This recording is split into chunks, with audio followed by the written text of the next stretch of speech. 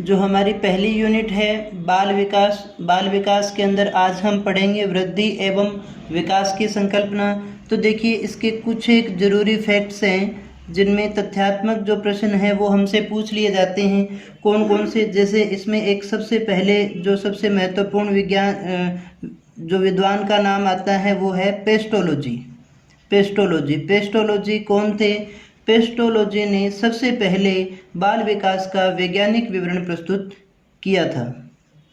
वैज्ञानिक विवरण प्रस्तुत किया। तो पहला प्रश्न यही उठता है कि सर्वप्रथम जो है बाल विकास का वैज्ञानिक जो वर्गीकरण है, विवरण है, वो प्रस्तुत करने वाले व्यक्ति कौन थे? वो थे पेस्टोलॉजी। इन्होंने जो प्रयोग किए, पेस्टोलॉजी ने जो प्रयोग किए अपने ही बच्चे पर इन्होंने प्रयोग किए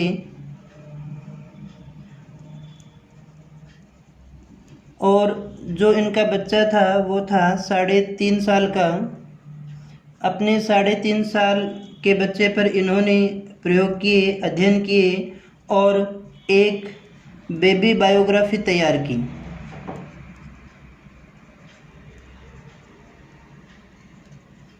तो देखिएगा यहाँ सबसे पहला प्रश्न हमारा यही उठता है कि जो बाल विकास है उसका सबसे पहले वैज्ञानिक विवरण प्रस्तुत करने वाला व्यक्ति कौन था? पेस्टोलॉजी था। पेस्टोलॉजी ने अपने ही बच्चे पर जो कि 3.5 साल का था उसका अध्ययन किया और बेबी बायोग्राफी तैयार की। उसके बाद में जो अगला हमारा विद्वान आता है स्टैनली हॉल, और ये हमारे लिए बहुत ज़्यादा महत्वपूर्ण है क्योंकि किशोरावस्था के अंदर इसका सबसे ज़्यादा बड़ा नाम आता है और इसकी परिभाषाएं बहुत बार पूछ ली जाती हैं। तो ये जो है स्टैनली हॉल, ये अमेरिका में बाल अध्ययन आंदोलन के जन्मदाता माने जाते हैं। ये माने जाते हैं अमेरिका में बाल अध्ययन आंदोलन के जनक। अगर आपसे पूछा जाए कि अमेरिका में बाल अध्ययन का आंदोलन शुरू करने वाले या बाल अध्ययन को शुरू करने वाले व्यक्ति कौन थे, तो वो थे स्टैनली हॉल। इन्होंने अमेरिका में ही चाइल्ड स्टडी सोसाइटी की स्थापना की।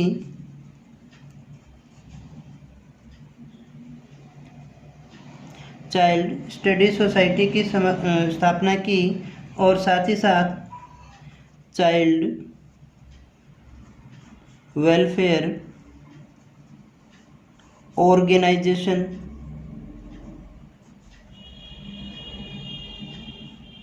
की स्थापना की।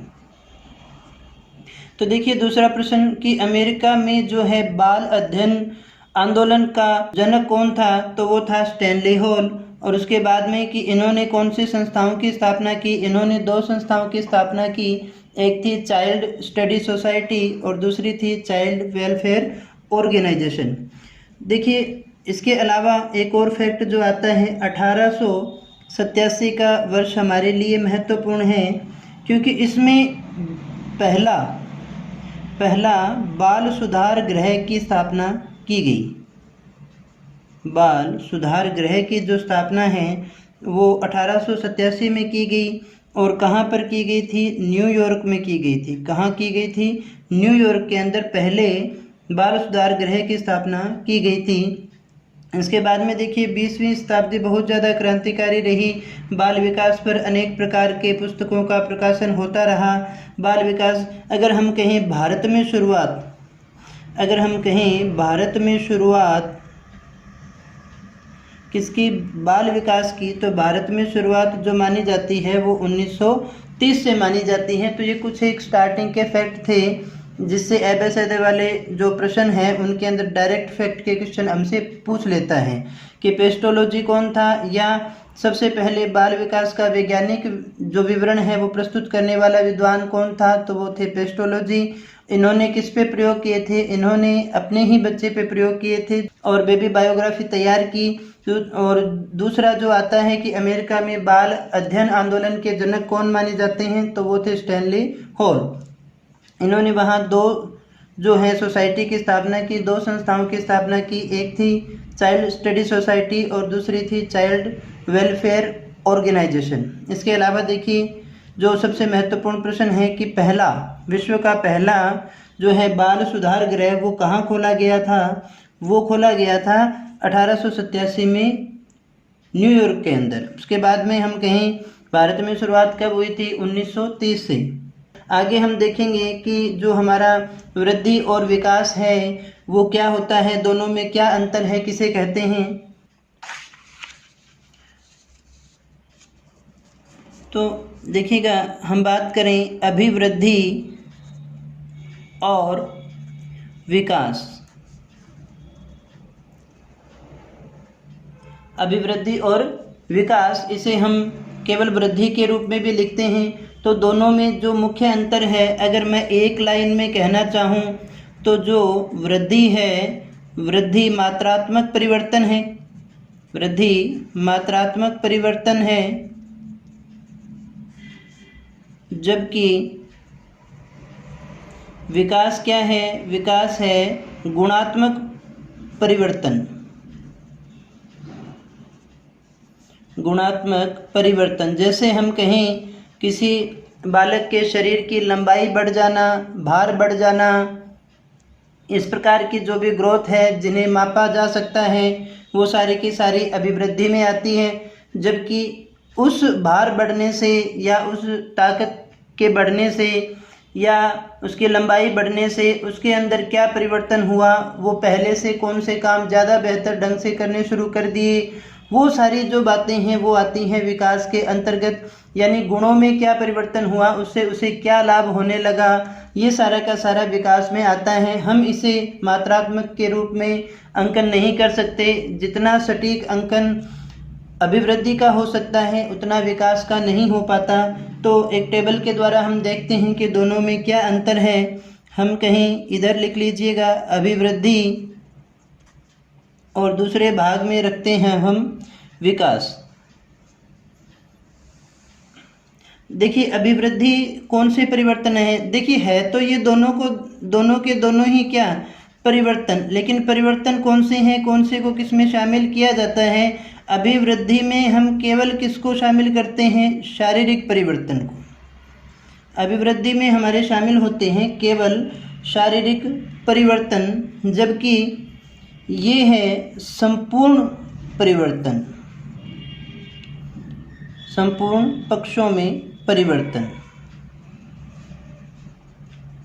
जिसमें हमारे मानसिक सामाजिक सारे पक्ष शामिल हैं। यहाँ केवल और केवल हम देखते हैं कि केवल और केवल शारीरिक परिवर्तनों को ही शामिल किया जाता है। इस दृष्टि से देखें तो ये जो अर्थ हो गया वो कैसा हो गया? संकुचित हो गया। ये अर्थ कौन सा हो गया? संकुचित, क्योंकि इसने हमारी वृद्धि और विकास में से केवल एक ही पक्ष को देखा है, जबकि ये सारे पक्षों को देखता है। इसलिए हम कहेंगे ये विकास की अभिवृद्धि की अपेक्षा अधिक व्यापक है। ये तीसरा जो हम देखेंगे अभिवृद्धि जो है वो हमें दिखाई देती है, जैसे बढ़ा हुआ वेट, बढ़ी हुई जो लंबाई है वो हमें दिखाई देगी। यानी ये बाह्य परिवर्तन होते हैं जिन्हें हम देख सकते हैं, लेकिन उसकी समझ में कितना विकास हुआ, उसने कौन कौन सी स्किल सीखी हैं, कौन कौन से कार्य करने सीख लिए हैं, इनका पता उसे देख करके नहीं चल सकता। तो हम ऐसा कह सकते हैं कि ये केवल कौन सा परिवर्तन होता है? बाह्य परिवर्तन होता है। अब देखिए ऐसा नहीं है कि विकास के अंदर बाह्य परिवर्तन को शामिल नहीं किया जाता। बाह्य परिवर्तन को तो किया ही जाता है, लेकिन साथ साथ आंतरिक परिवर्तन भी इसमें शामिल किए जाते हैं। या हम कहें कि आंतरिक जो स्वरूप है इसके दोनों ही होते हैं, ये बाह्य प्लस आंतरिक दोनों ही होगा। इसका जो स्वरूप है वो बाह्य भी है और वो आंतरिक है। अब देखिएगा कि जो विकास है एक बहुत बार आपने प्रश्नों में देखा होगा, विकास जीवन पर्यंत चलने वाली प्रक्रिया है। यानी जन्म से शुरू होता है और जब उसकी मृत्यु होती है तब तक उसका विकास चलता ही रहता है, चाहे किसी भी रूप में हो, समझ के रूप में हो, अनुभवों के रूप में हो, उसका विकास चलता ही रहता है। हम इसको ऐसा कहेंगे कि विकास क्या है, जीवन पर्यंत है। विकास कैसा चलता है, जीवन पर्यंत चलने वाली प्रक्रिया है। जबकि ये जीवन पर्यंत नहीं चलती हैं, ये एक समय के बाद में रुक जाती हैं, तो हम इसको ऐसा कहेंगे, जीवन पर्यंत नहीं चलती हैं, बल्कि ये क्या होती है, निश्चित है। जैसे हम कहें किसी भी बालक की जो लंबाई है, ऐसा नहीं है कि वो हमेशा उसकी बढ़ती ही रहेगी। अगर इसी गति से बढ़ती जाती तो देखिए हमेशा बढ़ती रहती, तो आप कल्पना करके देखिए कि किसी भी व्यक्ति की लंबाई कितनी ज़्यादा होती। लेकिन हम जानते हैं कि किसी भी पुरुष की जो लंबाई है वो 21 साल तक बढ़ती रहती है, जबकि महिला की जो लंबाई है वो 18 साल तक बढ़ती है। तो एक समय आने 21 साल के बाद में लंबाई नहीं बढ़ती है, कुछ थोड़ा बहुत फर्क आए तो वो एक अपवाद स्वरूप मान करके चलते हैं। लेकिन जैसे बाल बढ़ते रहते हैं या बाकी जो है, बाल तो बढ़ते रहते हैं, लेकिन उसी प्रकार से हमारे शरीर की लंबाई जो है हमेशा नहीं बढ़ती। ये कुछ समय के बाद में स्थिर हो जाती है, स्थायी हो जाती हैं, लेकिन विकास जीवन पर्यंत चलता रहता है। दूसरी बात कि ये अगर एक बार बढ़ गया तो ये वापस नहीं होता सामान्यतः, है ना। जैसे लंबाई बढ़ गई किसी व्यक्ति की तो वो बाद में वापस छोटा नहीं होगा।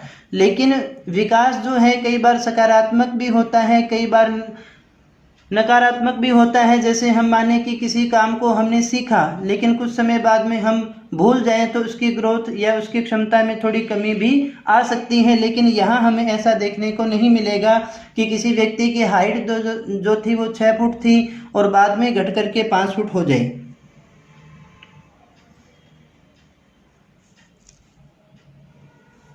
देखिए इसका जो है मापन सीधा ही किया जा सकता है, सीधा सीधा इसका मापन हो जाता है।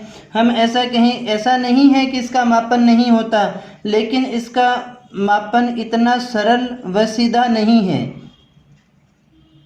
इसके लिए हमें कई प्रकार के टेस्ट करने पड़ते हैं। एक और बात जो हमने यहीं लिख दी, इसको यहाँ भी हम लिख सकते हैं क्या, कि ये कौन सा है, या तो मात्रात्मक परिवर्तन है या हम इसको कहते हैं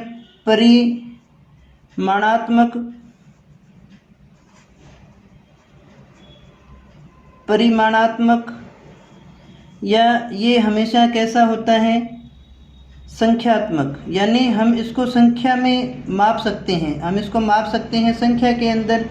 लेकिन ये कौन सा होता है, ये जो है गुणात्मक होगा,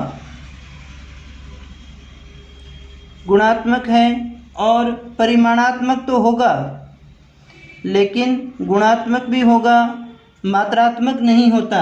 अब देखिएगा, अभी अगर आपको ये लगे कि ये यहाँ है, ये यहाँ भी आ गया, बिल्कुल, तो देखिए विकास के अंदर अभिवृद्धि शामिल होती है। अभिवृद्धि एक विकास का ही पार्ट है, लेकिन विकास अभिवृद्धि में कभी शामिल नहीं होगा। तो अभिवृद्धियों का योग ही क्या कहलाता है, विकास कहलाता है। जैसे लंबाई, ऊंचाई और भार, ये सारी की सारी चीज़ें देखिए वृद्धि है, लेकिन उनकी वजह से जो परिवर्तन होगा, जो उसमें सुधार होगा, गुणवत्ता आती है, वो कहलाता है विकास। तो अभिवृद्धि की सारी चीज़ें तो इसमें होती ही हैं, क्योंकि हमने यहाँ कहा कि ये संकुचित है, जबकि ये इसके बजाय व्यापक है। हम इसको इस प्रकार से कह सकते हैं, जैसे ये अगर अभिवृद्धि है तो ये विकास है।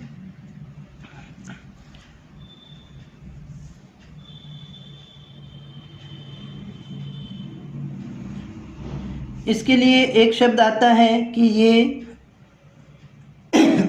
विवृद्धि सूचक है।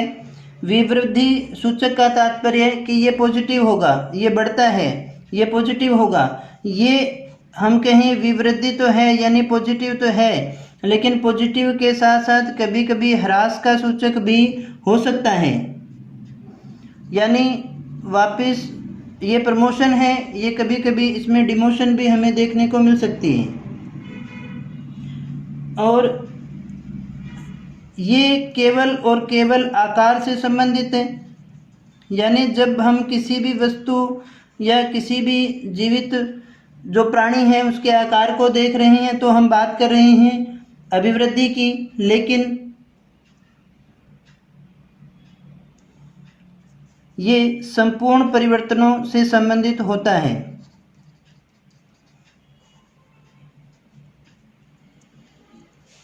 तो देखिएगा हमने क्या कहा, हम बात कर रहे थे अभिवृद्धि और विकास की। यहाँ पर जो हमारा प्रश्न बनता है, व्यवहारिक प्रश्न बनते हैं जिनमें आपसे पूछ लिया जाए विकास है या अभिवृद्धि है। उसने पूछा विकास है और आपको ये बताना हो इनमें से कौन सा कथन गलत है। विकास संपूर्ण पक्षों में परिवर्तन होता है, बाह्य और आंतरिक होता है। विकास कुछ समय बाद में रुक जाता है, नहीं ऐसा नहीं होता। ऐसा किस में होता है? अभिवृद्धि में होता है। तो इस प्रकार से किसी भी प्रकार से पूछे वो, तो ज़्यादातर हमारे पास में संभावना यही रहेगी कि सही या गलत वाला कोई प्रश्न पूछ ले। अन्यथा कई बार ऐसा भी पूछा है विकास है, नीचे लिखते हैं कि जीवन पर्यंत चलने वाली प्रक्रिया है, कुछ समय बाद में रुक जाता है, कभी रुक जाता है कभी चलता रहता है। जी नहीं, विकास जीवन पर्यंत चलते रहने वाली प्रक्रिया है। तो ये हमने देखा अभिवृद्धि और विकास। एंड आई होप कि ये जो अभिवृद्धि और विकास है इसका कंसेप्ट आपको समझ में आ चुका होगा कि अभिवृद्धि और विकास में क्या अंतर है, महत्वपूर्ण है। एक आधा प्रश्न पूछा भी गया है, आप पिछले प्रश्न पत्रों को उठा के देखेंगे तो आपको मिल जाएगा। तो इसके बाद हम इसी की बात आगे और करते हैं। तो देखिएगा विकास और वृद्धि के लिए एक और शब्द अगर हम देखें, यहाँ रचनात्मक। रचनात्मक मतलब देखिए निर्माण। तो जो रचनात्मक परिवर्तन है, रचनात्मक परिवर्तन कब होंगे? देखिए शैशवावस्था से प्रारंभ होते हैं, शैशवावस्था से, और चलते चलते बालक को कहाँ लेकर के जाते हैं? किशोरावस्था तक लेकर के जाते हैं। तो किशोरावस्था तक ले जाने का जो काल है यहाँ रचनात्मक होते हैं। ऐसा नहीं है कि हमेशा रचनात्मक ही रहेंगे। यहाँ वृद्धि और विकास के अंदर ये देखिएगा विकास जो है वहाँ पर आपको रचनात्मक परिवर्तन भी मिलेंगे और विनाशात्मक भी मिलेंगे, लेकिन वृद्धि में कौन से होते हैं? केवल रचनात्मक हुआ करते हैं। रचनात्मक क्या होंगे? शैशवावस्था से किशोरावस्था की ओर लेकर के जाते हैं, यानी उसमें निर्माण होता है। जबकि विनाशात्मक जो होते हैं वो व्यक्ति को वृद्धावस्था की ओर लेकर के जाते हैं। विनाशात्मक कहाँ लेकर के जाएंगे उसको? वृद्धावस्था की ओर। जैसे मान लीजिएगा जैसे जैसे व्यक्ति वृद्ध होता है तो बाल गिरने लगते हैं, दांत गिरने लगते हैं, शरीर का ह्रास होने लगता है, उसका वजन कम होने लगता है, उसके शरीर की ताकत कम होने लगती है। और अमूमन ये कहा जाता है कि 30 वर्ष के बाद में जो व्यक्ति की जो क्षमता है वो 0.85% की गति से कम होनी शुरू हो जाती है और धीरे धीरे धीरे करके एक आने वाले समय के अंदर व्यक्ति पूर्णतया समाप्त हो जाता है, उसके शरीर के अंग कार्य करना बंद कर देते हैं। तो देखिए जो विकास है उस वो रचनात्मक तत्व भी शामिल है इसमें और विनाशात्मक तत्व भी शामिल होते हैं। रचनात्मक की बात करें तो ये सिर्फ किस में होगा? ये वृद्धि में होता है, उसी के कारण किशोरावस्था तक। इसीलिए हमने कहा कि जो वृद्धि है वो एक समय आकर के रुक जाती है, यानी किशोरावस्था तक हम मानते हैं कि लगभग बालक का शारीरिक और जो मानसिक विकास है वो पूरा हो चुका होता है, कि उसके जो शरीर की जो हाइट है, जो लंबाई है, जो भार है वो लगभग उसका स्थिर हो जाता है, उसकी याददाश्त की क्षमता है, उसके दिमाग का विकास है वो लगभग हमारा पूरा हो चुका होता है। लेकिन विनाशात्मक तत्व भी पाए जाते हैं, लेकिन ये पाए किस में जाते हैं? केवल और केवल विकास में होते हैं। ये कब होते हैं? ये जब व्यक्ति वृद्धावस्था की ओर आना शुरू होता है तो धीरे धीरे उसकी ताकत का ह्रास होना शुरू हो जाता है। उसके बाद में देखिएगा हम बात करें विकास में होने वाले परिवर्तन। विकास में होने वाले परिवर्तन यानी विकास के दौरान किस प्रकार के परिवर्तन होते हैं। तो यहाँ पर हमारी एक विद्वान जो है वो बहुत ज़्यादा महत्वपूर्ण है, हरलोक, श्रीमती हरलोक। श्रीमती हरलोक की बात करें तो इन्होंने विकासावस्था में जो परिवर्तन होते हैं उन परिवर्तनों को 4 भागों में बांटा है।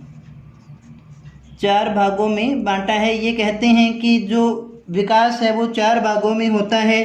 यहाँ प्रश्न पूछा जा सकता है कि निम्न में से कौन सा हरलोक के अनुसार जो है वो भाग है या नहीं है, कौन से भागों में उसने बांटा है या नहीं बांटा है। 4 हैं तो 4 ऑप्शन बड़े अच्छे बनते हैं, कोई एक को वो किसी और रूप में डाल देगा। सबसे पहला जो इन्होंने कहा वो था आकार में परिवर्तन,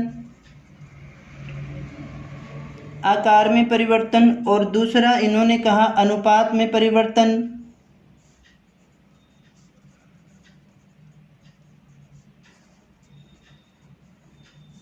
तीसरा इन्होंने कहा पुराने चिन्हों का लोप,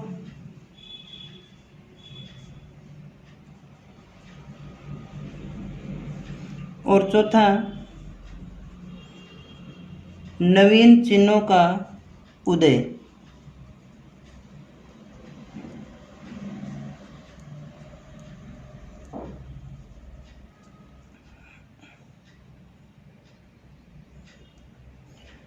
तो देखिएगा, आकार में परिवर्तन यानी विकास में क्या होता है, शरीर के आकार में परिवर्तन होता है। जैसे हमने बात की लंबाई, भार आदि का बढ़ना आकार में परिवर्तन शामिल है। अनुपात की बात करें तो शरीर जो हमारा बढ़ता है वो एक निश्चित अनुपात में बढ़ता है।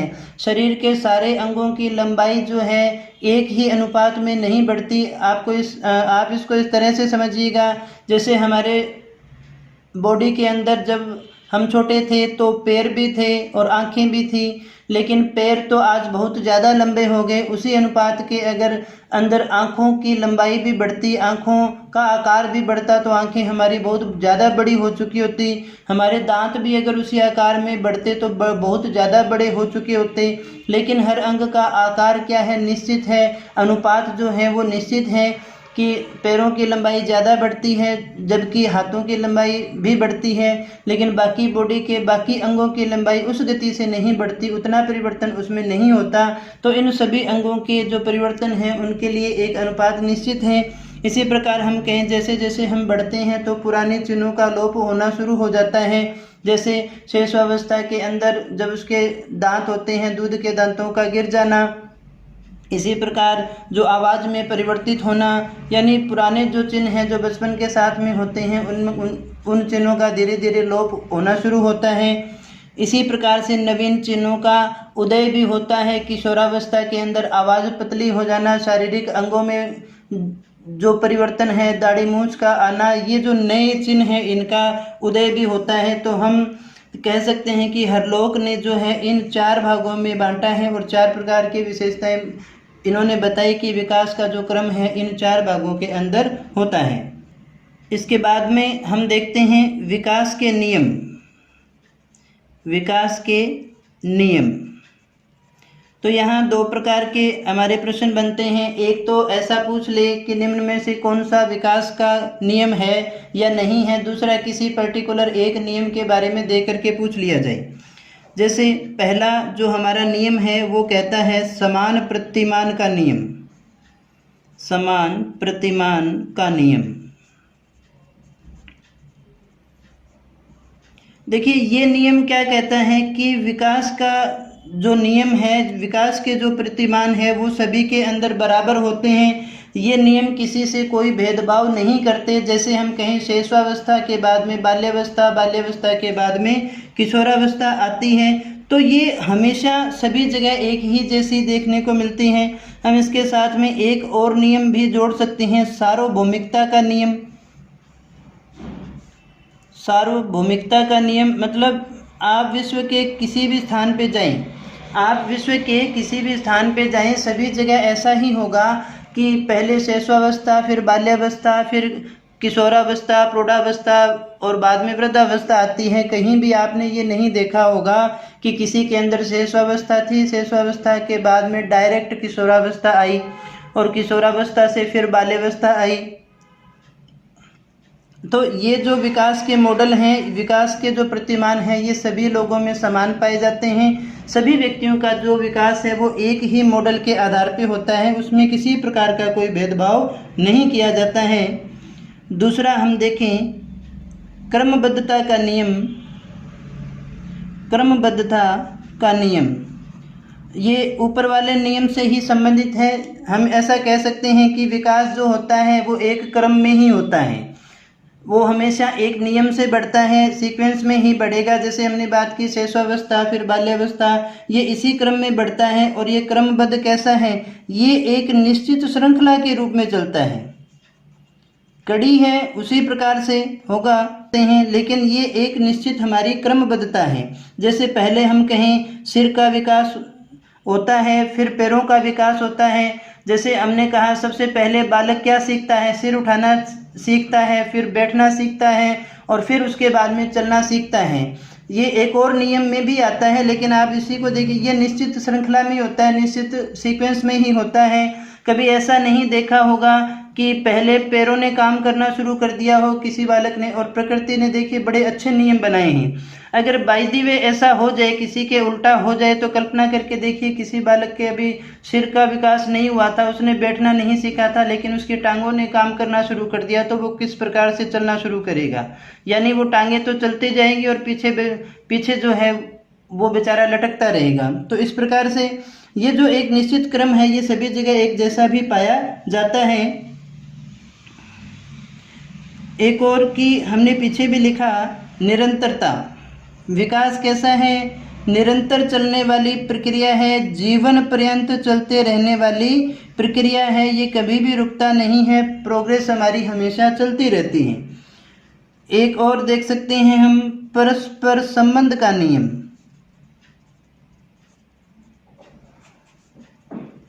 परस्पर संबंध का नियम,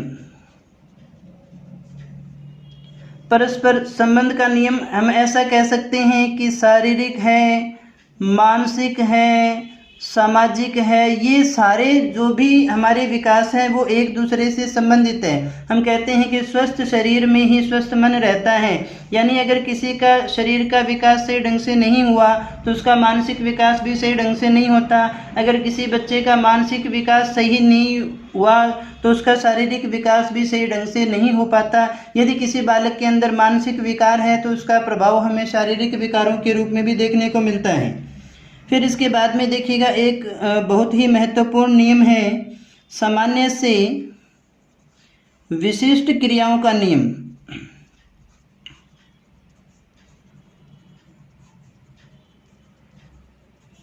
सामान्य से विशिष्ट क्रियाओं का नियम, यानी बालक पहले कौन सा सीखता है कार्य, सामान्य कार्य करना सीखता है, फिर उसमें स्पेशलिटी आती है। कभी आपने देखा होगा, यदि आप थाली में खाना खा रहे थे तो छोटा जो बालक है वो आपकी तरफ घुटनों के बल चलते हुए आता है। अभी उसे किसी चीज़ को उठाना नहीं आता, तो वो पूरा का पूरा जो हाथ है, पूरा का पूरा पंजा है, वो आपकी थाली में रखता है और वो चाहता है किसी चीज़ को उठा ले, लेकिन वो उठा नहीं पाता, लेकिन उसका हाथ चलता है, जो एक सामान्य प्रक्रिया है। लेकिन धीरे धीरे उसके उस हाथ में स्पेशलिटी आती है और वो उन चीज़ों को पकड़ना सीख जाता है। तो इस प्रकार हम देखें कि बालक जो है पहले सामान्य कार्य करना सीखता है, फिर उसके बाद में धीरे धीरे उसमें स्पेशलिटी आती है। एक और नियम जो था इसका देखिएगा, बहुत बार आपने पढ़ा होगा, मस्तको दुमुखी।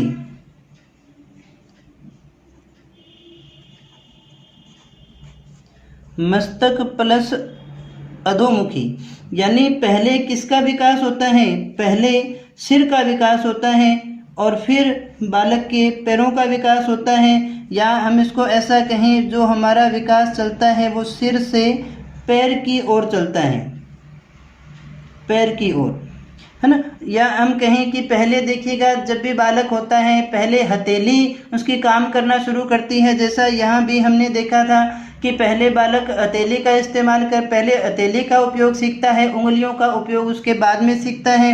ये कई बार ये प्रश्न बहुत ज़्यादा हमारे लिए महत्वपूर्ण है, इसको मोस्ट इम्पोर्टेंट ही मान करके चलना। शायद ही कोई पेपर ऐसा हो जिसमें ये प्रश्न न पूछा जाए, जहाँ अभिवृद्धि और विकास की बात हो। उसके बाद में अगला नियम की हम बात करें, 7वां नियम, भिन्नता का नियम। भिन्नता का नियम, और यहाँ भिन्नता से हमारा तात्पर्य गति में भिन्नता से है, गति में। यानी सभी बालकों का जो विकास है वो एक जैसा नहीं होगा, उनमें अंतर पाया जाता है। अंतर जो पाया जाएगा वो किस आधार पर? बुद्धि के आधार पर।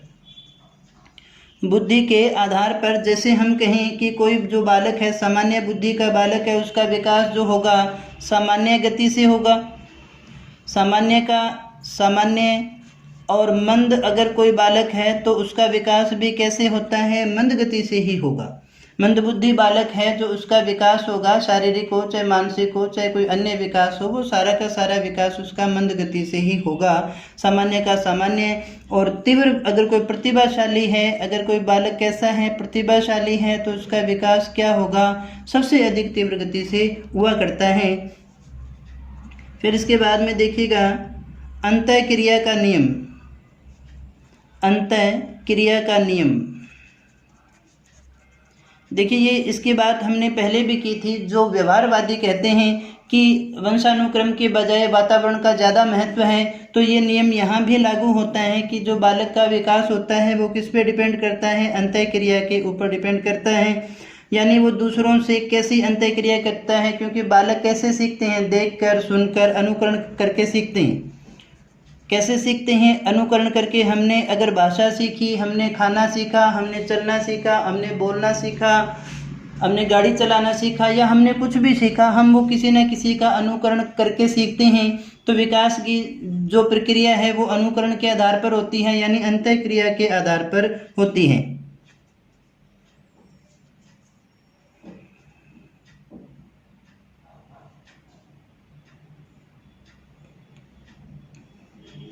इसके बाद में देखिएगा निकट से दूर का नियम। निकट से दूर का नियम हम इसे कह सकते हैं केंद्र से सिरों की ओर। यानी जो विकास होगा इस वस्तु के अंदर वो केंद्र में होगा, उसके बाद में कहाँ होगा? सिरों के ऊपर हमें दिखाई देता है। विकास जो है हमारा वो केंद्र से, यानी इस केंद्र से सिरों की ओर चलता है। जैसे हम कहें बालक का जो हाथ है, हथेली है, ये हथेली से उंगलियों की ओर चलता है। तो निकट से दूर का सिद्धांत, या हम इसे कहते हैं केंद्र से सिरों की ओर। वर्तुलाकार का नियम।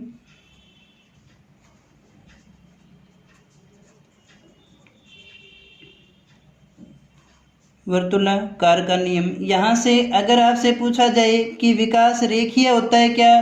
नहीं, विकास रेखीय नहीं होता। तो फिर कैसा होता है? ये एक रेखा में न होकर के चारों ओर होता है, यानी वर्तुलाकार होता है, वृत्ताकार होता है, एक सर्किल में होता है, कभी भी एक सीधी दिशा में नहीं चलता है।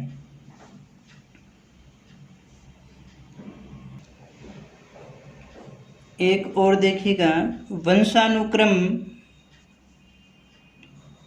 व वातावरण के गुणनफल का नियम।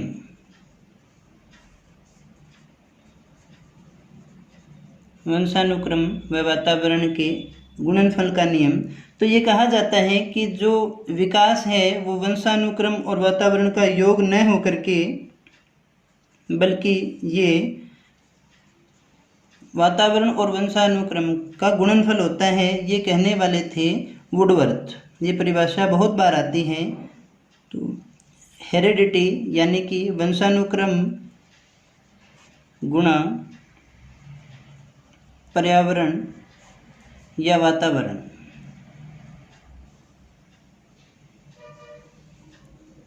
तो अगर आपसे पूछा जाए भी कौन सा विकास ज़्यादा महत्वपूर्ण है, तो प्रारंभिक जो विकास है हमारा वो ज़्यादा महत्वपूर्ण है प्रवृत्ति के बजाय।